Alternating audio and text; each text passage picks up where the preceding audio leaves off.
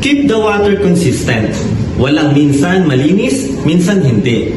Remember, people don't mind paying more kung alam nilang kapag may tiwala sila sa'yo, kahit may mas murang water station sa kabilang kanto, ikaw pa rin ang babalikan nila.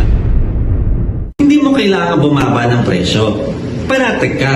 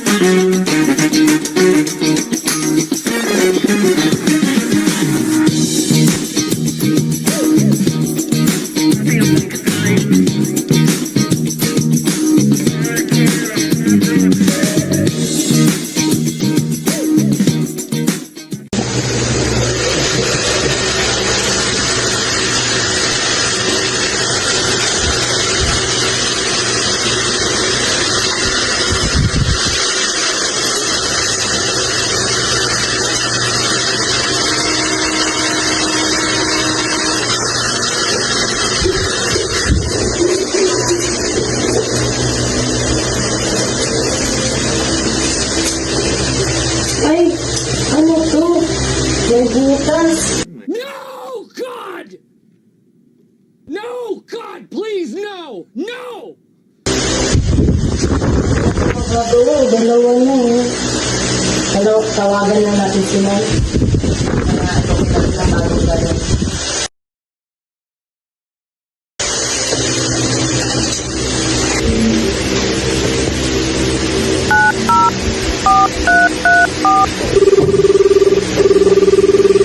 Hello ma'am, good afternoon po. Sa Irish po pala ito ma'am, from the Pinungatay po.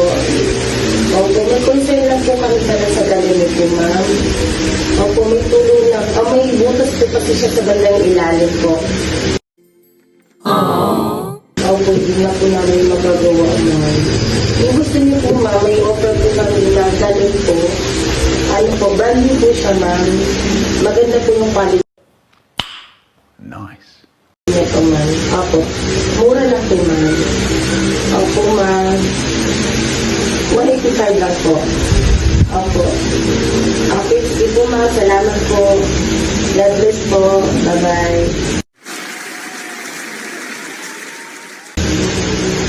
Tubig. Ngayon, tatanungin ko yung customer namin kung ayos ba yung servisyo at yung quality ng tubig namin. Sir, yung ayos ba yung servisyo ng tubig namin? Ayos naman, 3 taon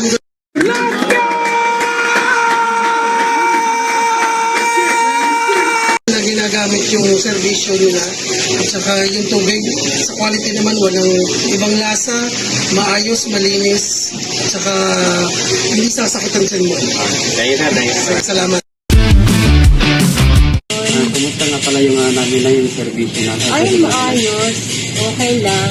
Tama ang presyo. Mamila. Walang hindi maganda. Maganda ang kanyang tubig. Maganda yung tubig. Yung servisyo po namin kumusta po? Okay naman. Very good. Nice.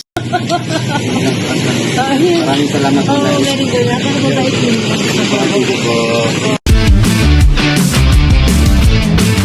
Kamusta naman po ang aming tubig? Okay naman. Sarap naman, anyway. Walang problema. Yung pag-servisyo namin sa inyo, okay naman po. Okay naman, okay. Walang problema. Eh, kayo kung ano, Ayos naman Nice. po kami, te. okay lang sa inyo sa amin pag ano. Salamat po.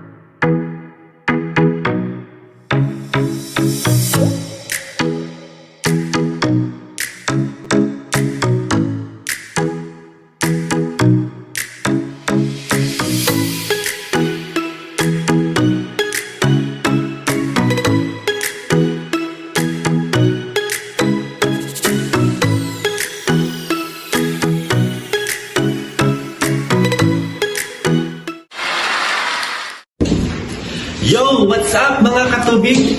Welcome back sa ating channel kung saan pinapalakas natin ang tubig negosyo para hindi ka malunod sa price war.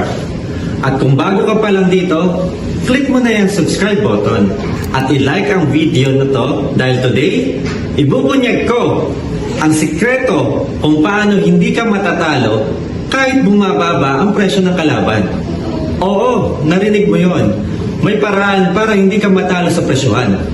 Ako nga po pala si Ri at higit 5 taon na po akong nagseserbisyo bilang isang katubig. Kung ready ka na, tara, simulan natin ang laban. Mga Ginoo, magandang balita. May nangyayari na. Mga katubig, ito ang unang sekreto. Hindi presyo ang laban, quality at service. Bakit? Kasi kahit gaano kababa ang presyo ng iba, kung malinis, masarap, at consistent ang tubig mo, ikaw pa rin ang pipiliin ng customers. Kung linis ang laban, panalo ka.